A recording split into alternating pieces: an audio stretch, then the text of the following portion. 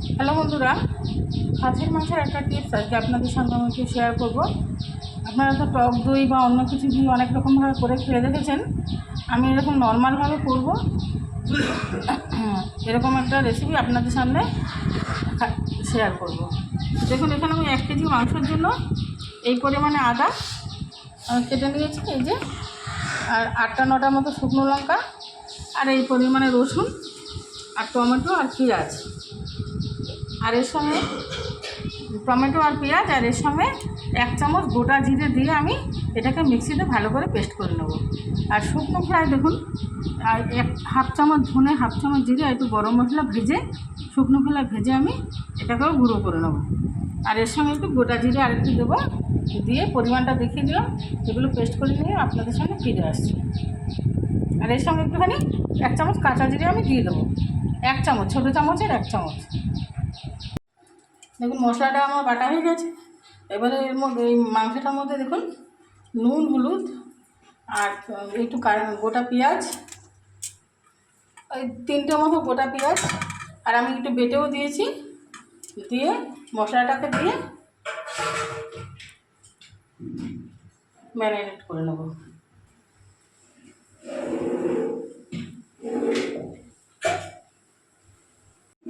এই দেখুন বন্ধুরা, আমি মাংসটাকে ধুয়ে রেখেছি। এবার এর মধ্যে নুন, হলুদ আর 3টে গোটা পেঁয়াজ আর মশলাটাকে দিয়ে দেবো এর মধ্যে।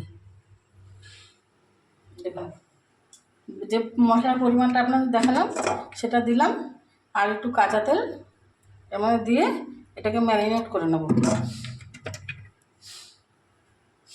ম্যারিনেট করে 10 মিনিট রেখে দেবো। এই দেখুন বন্ধুরা, আমি ম্যারিনেট করে রেখে দিয়েছি। আর দেখুন, এখানে আলু আর পেঁপেটাকে ভেজে তুলে নিয়েছি, আর এই যে শুকনো খোলা ভেজে রাখা ধনে, জিরে আর গরম মশলা ভেজে রেখেছি, এটা নামানোর আগে আমি বেটে দেবো।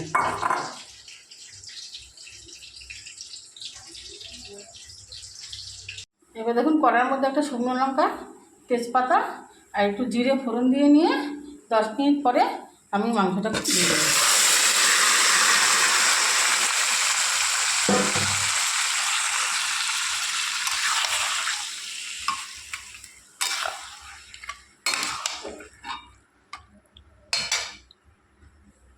দিয়ে এবারে চাপা দিয়ে রেখে দেবো, চাপা দিয়ে কষিয়ে নিচ্ছি।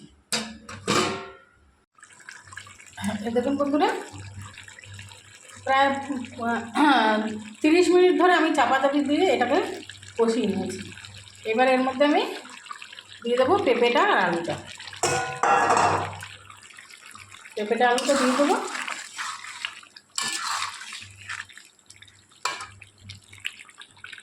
দিয়ে এবারে আমাদের গরম জল দিয়ে দেবো।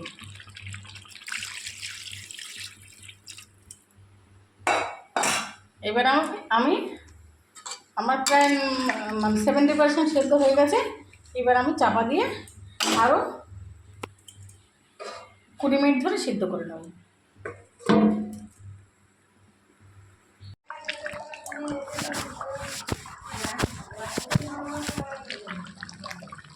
দেখুন বন্ধুরা, চাপা দিয়ে দিয়ে আমি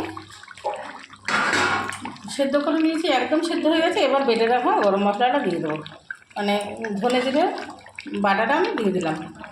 আপনারা তো টক দই বা অনেক রকমভাবে মাংস রান্না করে খেয়েছেন, এরকম সিম্পলভাবে মাংস রান্না করে খেয়ে দেখবেন, খুবই স্বাদ। এবার গরম মশলাটা দিয়ে দিলাম। এবার মাংস কিন্তু আমার চাপা দিয়ে দিয়ে সেদ্ধ হয়ে গেছে। কড়াইতে করে এরকম বাটা মশলা আপনারা তরকারি করে খেয়ে দেখবেন, খুবই ভালো লাগবে। আর ভিডিও যদি ভালো লেগে থাকে, এবার আমি এটা পাত্রে নামিয়ে নেব। আর ভিডিও যদি ভালো লেগে থাকে, লাইক, কমেন্ট, শেয়ার, সাবস্ক্রাইব করতে ভুলবেন না। ধন্যবাদ।